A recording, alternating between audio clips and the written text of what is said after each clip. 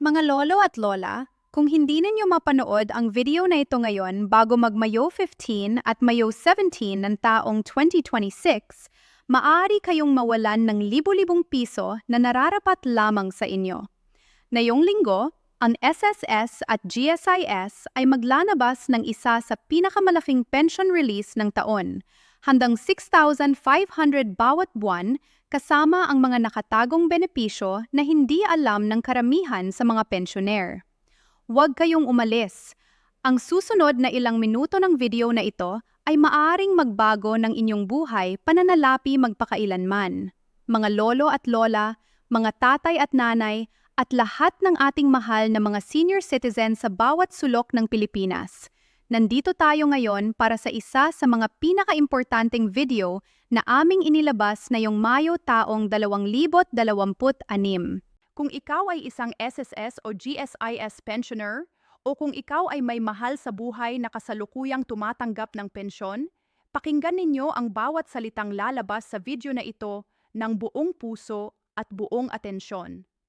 Dahil ngayong Mayo 15 at Mayo 17 ng taong 2026, ang dalawang petsa na matagal na ninyong hinihintay, ang inyong buhay pinansyal ay maaaring magbago ng malaki. Hindi ito pakiramdaman, hindi ito tsismis sa kanto, hindi ito gawa-gawa ng mga taong walang ginagawa kundi manlinlang. Ang lahat ng aming sasabihin ngayon ay nakabatay sa mga opisyal na dokumento, mga anunsyo ng SSS at GSIS at mga batas ng Republika ng Pilipinas na nagpoprotekta sa inyong mga karapatan bilang mga nagpagal at nagsalay ng pundasyon ng ating bansa, kaya manatili kayo. Ang bawat segundo ng video na ito ay may katumbas na piso para sa inyo at para sa inyong pamilya. Bago pa man tayo sumabak sa malalim na impormasyon, nais kong sabihin muna sa bawat isa sa inyo, ikaw na nanonood ngayon, maraming salamat. Maraming salamat sa inyong tiwala, sa inyong oras, at sa inyong determinasyon na hanapin ang tamang impormasyon sa gitna ng napakaraming maling balita na kumakalat sa social media at sa iba't ibang grupo ngayon. Ang pagiging mapagmatsyag at mapaghanap ng katotohanan ay isa sa pinakamatalinong bagay na maaaring gawin ng isang pensioner sa panahon ngayon. Ngayon, simulan natin. Ano ang eksaktong nangyayari ngayong Mayo 2026? Bakit espesyal ang Mayo 15 at Mayo 17? At bakit ang PHP 60 Hours 500 ang bilang na paulit-ulit na binabanggit ng mga eksperto at mga opisyal na komunikasyon ng SSS? Lahat ng ito ay aming ipapaliwanag ng malinaw at simple para maunawaan ng lahat, kahit ng mga hindi sanay sa mga teknikal na termino ng gobyerno. Ang pinagmulan ng lahat ng ito ay ang Republic Act SHES 940, na kilala rin bilang ang Social Security Act of 2018. Sa ilalim ng batas na ito, may malinaw na utos ang Kongreso ng Pilipinas sa SSS na regular na suriin at i-adjust ang halaga ng pension benefits ng lahat ng miyembro. Ang pangunahing layunin ng batas na ito ay simple, tiyakin na ang pensyon na natatanggap ng bawat miyembro ay hindi nalalayo sa tunay na halaga ng pamumuhay sa kasalukuyan. Hindi para yumaman ang mga pensioner, kundi para lamang masigurado na ang kanilang pangunahing pangangailangan, ang pagkain, ang gamot, ang bayad sa kuryente at tubig, ay natatakpan ng kanilang buwanang kita mula sa SSS. Noong nakaraang maraming taon, ang minimum monthly pension o tinatawag na MMP para sa mga SSS pensioner na may 10 taon o higit pang kontribusyon ay nakatigil lamang sa humigit kumulang PHP 2,000 hanggang PHP 3,000. Para sa marami sa ating mga lolo at lola na namuhay ng simple at maayos noong nagtatrabaho pa, ang halagang ito ay halos hindi na sapat para sa isang buwan na pamumuhay sa kasalukuyang panahon kung saan ang presyo ng lahat, mula sa bigas hanggang sa gamot, mula sa jeepney hanggang sa kuryente, ay patuloy na tumataas. Ngunit simula noong Enero ng taong 2025 at patuloy na isinasabuhay ngayong Mayo ng taong 2026, ang mga opisyal na ulat at datos mula sa SSS at GSIS ay nagpapakita ng makabuluhang pagtaas. Hindi maliit na pagtaas, mahalaga, makabuluhan at naramdamang pagtaas. Ang mga miyembro ng SSS na may sapat na kontribusyon at naaangkop na Average Monthly Salary Credit o AMSC ay maaari nang makatanggap ng hanggang PHP 5,000 hanggang PHP 6,500 bawat buwan. At para sa ating mga kapatid na miyembro ng GSIS, ang mga dating empleyado ng gobyerno, mga guro, mga NARS, mga pulis, mga sundalo, at iba pang naglingkod sa bayan, ang kanilang Basic Monthly Pension o BMP ay maaaring umabot ng PHP 6,000 hanggang PHP 10,000 o higit pa depende sa kanilang taon ng serbisyo at average monthly compensation. Ngayon, pag-usapan natin ng mas malalim ang tinatawag na extra cash na kasama sa pensyon ngayong Mayo 2026. Tatlong pangunahing pinagkukunan ito at mahalaga na maunawaan ninyo ang bawat isa. Ang una ay ang Pension Loan Restructuring Release. Marami sa ating mga kasamahang pensioner ay may aktibong loan deduction o tinatawag na benefit offset o clawback. Isang proseso kung saan ang bahagi ng buwanang pensyon ay automatikong ibinabawas para bayaran ang hindi pa nababayarang SSS salary loan. Para sa maraming miyembro, ang deduction na ito ay umaabot ng PHP 1,000 hanggang PHP 1,500 bawat buwan na nagpapaliit ng malaki sa kanilang aktwal na natanggap na halaga. Ngunit ngayong Mayo ng taong 2026, ang SSS ay nag-anunsyo ng isang bagong loan restructuring program na espesyal na dinisenyo para sa mga senior na miyembro. Sa ilalim ng programang ito, ang mga pensioner na mag-a-apply ay maaaring maibaba ang kanilang buwanang loan deduction at ang natitirang halaga na dating ibinabawas ay ibabalik na pabalik sa kanilang buwanang pensyon. Para sa mga miyembro na matagal nang naghihintay ng mas malaking net pension, ito ang pagkakataon na hindi dapat palampasin. At ang deadline para sa application ay hindi malayo, kaya kumilos na kayo ngayon habang may panahon pa. Ang ikalawa ay ang tinatawag na 13th month pension at annual cash gift. Para sa mga miyembro ng GSIS, may karapatang matanggap ang bawat pensioner ng isang espesyal na cash gift minsan bawat taon, karaniwang sa pagtatapos ng taon. Ngunit ngayong 2026, may mga grupong miyembro ng GSIS na karapat-dapat sa mas maagang partial release ng cash gift na ito batay sa espesyal na release schedule na inihanda ng GSIS. Para sa mga SSS pensioner naman, ang tinatawag na ika-13 buwang pensyon ay ibinibigay sa mga karapat-dapat na miyembro. Ilang miyembro na nakakatugon sa espesyal na mga pamantayan ay maaaring makakuha ng bahagi ng benepisyong ito ng mas maaga kaysa sa karaniwang schedule. Kung hindi kayo sigurado kung kasali kayo sa grupong ito, pumunta sa inyong pinakamalapit na SSS o GSIS branch at itanong ng direkta. Ang ikatlo ay ang WISP Plus at Employee Compensation o EC Pension Add-ons.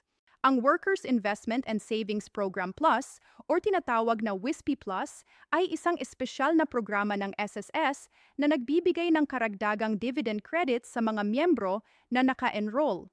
Para sa mga miyembro na kasali sa WISP Plus, ang mga dividend credits na ito ay direktang idinaragdag sa kanilang regular na buwanang pensyon na nagdudulot ng dagdag na PHP 85 hanggang PHP 300 bawat buwan, depende sa inyong naipong halaga sa programa. Bukod dito, ang mga pensioner na may Employee Compensation or EC Disability Benefits ay tumatanggap ng karagdagang EC pension na maaaring umabot ng PHP 500 hanggang PHP 2,500 bawat buwan, depende sa kanilang naitala ang disability grade at uri ng trabaho noong aktibo pa sila. Napakahalagang pag-usapan ngayon ang eksaktong staggered release schedule para sa buwan ng Mayo taong 2026. Dahil hindi sabay-sabay na inilalabas ang pensyon sa lahat ng miyembro, gumagamit ang SSS ng isang sistema na batay sa huling digit ng inyong SSS number or sa inyong kaarawan. Para sa mga miyembro na ang last digit ng SSS number ay 1 o 2, ang release window ay mula ika-5 hanggang ika-7 ng Mayo.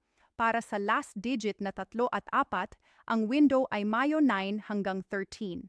Para sa last digit na 5 at 6, ang release ay mula ika-14 hanggang ika-16 ng Mayo, na nangangahulugang ang Mayo 15, 2026 ay nasa gitna mismo ng window na ito at maraming miyembro ang inaasahang matatanggap ang kanilang pensyon sa petso na iyon. Para sa last digit na 7 at 8, ang window ay Mayo 17 hanggang 23, kung saan ang Mayo 17, 2026 ay ang pinakamaagang araw ng release para sa grupong ito. At para sa last digit na 9 at 0, ang release ay sa huling bahagi ng buwan mula ika-24 hanggang ika-30 ng Mayo. Kaya ano ang ibig sabihin nito? Kung ang last digit ng inyong SSS number ay 5 o 6, handa kayong tanggapin ang inyong pensyon sa paligid ng Mayo 15, 2026.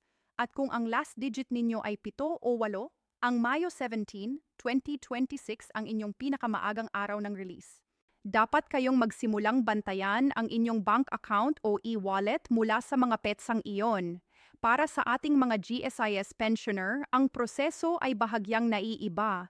Ang pensyon ay automatikong inikredit sa inyong GSIS e-card o sa inyong linked na bank account sa unang araw ng buwan o sa pinakamalapit na banking day. Ngunit para sa mga espesyal na benepisyo at dagdag na release para sa Mayo 2026, ang mga may katanungan ay pinapayuhan na direktang makipag-ugnayan sa kanilang pinakamalapit na GSIS Regional Office o tumawag sa GSIS Hotline. Ngayon, gamitin natin ang totoong matematika para mas maunawaan ninyo kung magkano ang inyong matatanggap. Titingnan natin ang 3 halimbawa ng 3 tunay na uri ng pensioner na kumakatawan sa milyon-milyong miyembro ng SSS at GSIS sa buong bansa.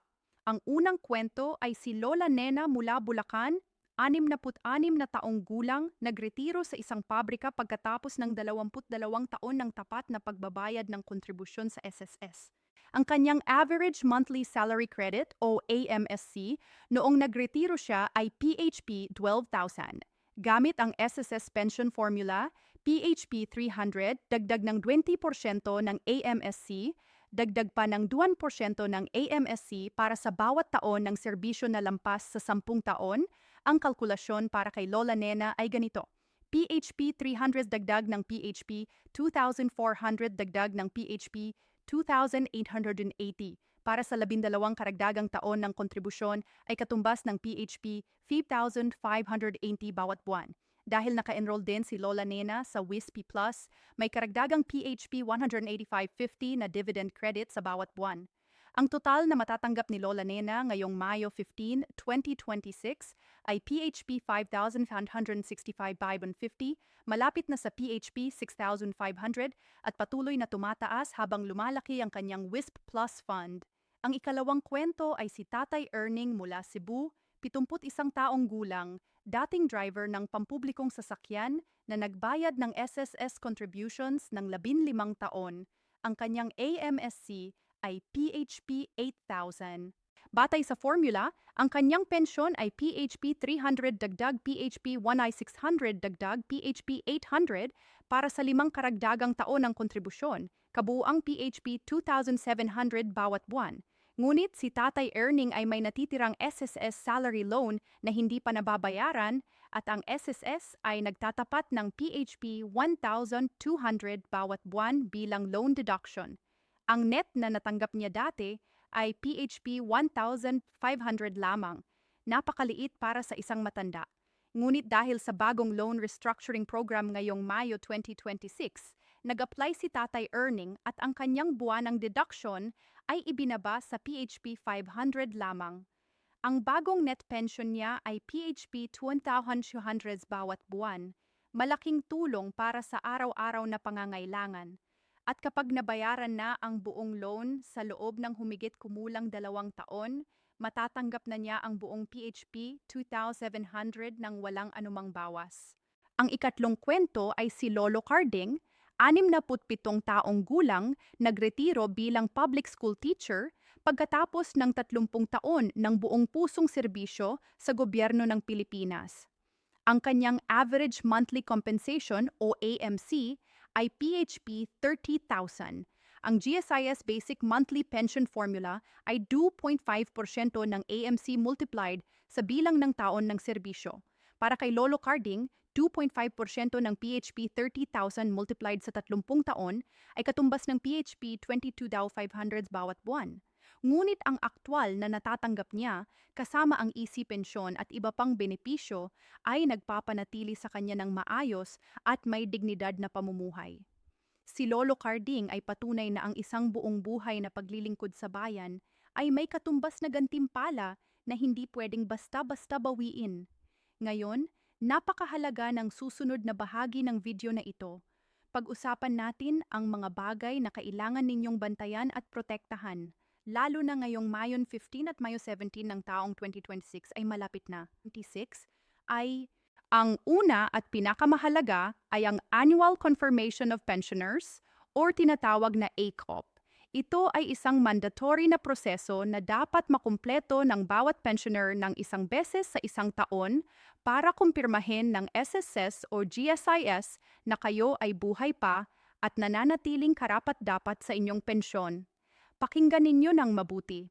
Kung hindi kayo makakakumpleto ng inyong ACOP, sa loob ng takdang panahon, ang inyong pensyon ay maaaring masuspend ng automatiko at walang abiso. Hindi kayo tatawagan, hindi kayo mag-emailing, basta biglang mawawala ang inyong pensyon sa inyong account. Para maiwasan ito, maaaring gawin ang ACOP sa pinakamalapit na SSS branch na may dalang valid ID at pension card. Maaari rin itong gawin online sa MySS portal sa www.my.sss.gov.ph o sa pamamagitan ng ilang accredited partner banks tulad ng Land Bank, Metrobank at PNB. Para sa mga GSIS pensioner, ang ACOP ay ginagawa sa pamamagitan ng GSIS e-card machine sa mga partner establishments o online sa GSIS iZone portal. So ang ikalawa ay ang proteksyon laban sa mga scammer. Sa tuwing may malaking balita tungkol sa pension release at pension increase, dumarami rin ang mga taong masama ang intensyon na sumusubok na samantalahin ang inyong kadalakan at ang inyong pag-asa. Narito ang mga babala na kailangan ninyong kabisahin. Kapag may tumawag o nagpadala ng mensahe na nag-aangking kinatawan ng SSS o GSIS at humihingi ng inyong personal na impormasyon, huwag sumagot. Kapag may nagbigay ng link na mukhang opisyal na website ng SSS o GSIS, huwag i-click. Kapag may nag-aalok ng tinatawag na pension verification fee o processing fee, ito ay siguradong scam. Alalahanin ang katotohanan ito. Ang SSS at GSIS ay hindi kailanman magtatawag o magpapadala ng email para hilingin ang inyong OTP, inyong password o ang inyong bank account number. Libre ang lahat ng proseso ng SSS at GSIS. Kung may nag-aanyaya sa inyo ng ganoong uri ng impormasyon, i-report agad sa SSS Hotline 1455 o sa GSIS Hotline 884-74747. Ang ikatlo ay ang regular na pag-check ng inyong loan balance. Maraming pensioner ang hindi alam na may aktibong loan deduction sa kanilang pensyon. Bago kayo magsimulang magplano batay sa inyong inaasahang pension amount ngayong Mayo 15 o Mayo 17, i-verify muna sa MySS portal kung may loan deduction ba kayo. Kung mayroon, mag-apply agad ng loan restructuring para mabawasan ang buwanang deduction at makuha ang mas malaking bahagi ng inyong pension ngayon. Hindi na kailangan pang maghintay ng marami pang taon. Para sa mga gustong pamahalaan ang kanilang pensyon online, narito ang pinakamadali at pinaka-epektibong paraan. Para sa SSS, gamitin ang MySS portal. Pumunta sa my.ss.gov.ph o i-download ang MySS mobile app sa inyong smartphone. Mag-login gamit ang inyong registered na email address at password. Sa loob ng portal sa Inquiry tab, makikita ninyo ang inyong monthly pension amount, ang inyong loan balance at mga deduction, ang inyong pension release date, at ang inyong ACOP status. Kung hindi pa kayo registered sa MySS, pumunta sa pinakamalapit na SSS branch at humingi ng tulong sa MySS Registration Assistance Desk. Libre ito para sa lahat ng senior citizen. Para sa mga miyembro ng GSIS, gamitin ang GSIS iZone portal sa gsis.gov.ph. Dito, maaari ninyong makita ang inyong basic monthly pension at easy pension, i-verify ang inyong ASHOP status, mag-apply ng GSIS loan online at i-update ang inyong personal na impormasyon at bank account details. Para sa mga mas komportable sa personal na pagpunta sa branch kaysa sa online na pamamaraan, narito ang mga praktikal na payo na makakatulong sa inyo. Una, pumunta ng maaga bago mag-oath ng umaga para mas maikli ang pila at mas masigla pa ang mga staff na tutulong sa inyo. Pangalawa, gamitin ang priority lane para sa mga senior citizen. Ito ay inyong karapatan sa ilalim ng Expanded Senior Citizens Act o Republic Act 9994. Walang makakahadlang sa inyong paggamit nito. Pangatlo, huwag mahiyang ipaalam kung kailangan ninyo ng karagdagang tulong. Ang mga staff ng SSS at GSIS ay sinanay para tulungan kayong maintindihan ang lahat ng proseso. Ikaapat, magdala ng 2 valid ID, ang inyong SSS o GSIS card at isa pang opisyal na ID tulad ng Senior Citizen ID, Voter's ID o Passport. Ikalima, magdala ng merienda at tubig, lalo na kung matagal ang linya, para hindi kayo mahirapan sa mainit na panahon. At ika-6, kung may kasama kayong anak o apo, hayaan silang tumulong sa pagpuno ng mga form. Ngunit kayo pa rin ang personal na nagsasalita sa bintanilya para sa seguridad ng inyong impormasyon. Mga mahal naming lolo at lola, bago natin tapusin ang video na ito ngayon, nais naming ipaalaala sa inyo ang isang bagay na higit sa lahat ng numero at lahat ng kalkulasyon na aming tinalakay. Ang pensyon na iniinantay ninyo ngayong Mayo 15 at Mayo 17 ng taong 2026, hindi iyon basta regalo ng gobyerno. Hindi iyon kabutihang loob ng sinuman. Kinikita ninyo ang bawat pisong iyon. Nabayaran ninyo ito sa bawat umaga na gumising kayo ng maaga para magtrabaho kahit pagod na ang inyong katawan, sa bawat kontribusyon na inihulog ninyo ng tapat sa bawat buwan kahit kulang pa ang naiuwi sa bahay, sa bawat sakripisyo na ginawa ninyo para sa inyong pamilya at para sa bansang ito, sa bawat dekada ng inyong buhay na ibinuhos ninyo sa pagtatayo ng isang mas maunlad na Pilipinas. Ngayon ang panahon ng ani. Ngayon ang panahon na ang sistema ay nagbabalik sa inyo ng kaunting halaga ng lahat ng inyong ibinuhos. At nandito kami para tiyakin na matatanggap ninyo ang bawat sentimo na nararapat sa inyo. Walang kulang, walang sagabal, walang mapanlinlang na makakagambala sa inyo. Ang aming kahilingan sa inyo ngayon ay simple. Una, i-share ang video na ito sa inyong mga anak, mga apo, mga kapitbahay, at lahat ng kakilalang senior citizen para silang lahat ay may tamang kaalaman tungkol sa kanilang mga karapatan bago dumating ang Mayo 15 at Mayo 17. Pangalawa, i-subscribe sa aming channel at i-click ang notification bell para lagi kayong una sa mga bagong balita at mahalagang impormasyon na direktang nakakaapekto sa inyong pensyon at sa inyong buhay. Pangatlo, mag-comment sa ibaba ngayon. Sabihin ninyo kung ilang taon na kayong nagbabayad ng SSS o GSIS at gustong malaman ninyo kung magkano ang inyong inaasahang pensyon batay sa aming mga kalkulasyon.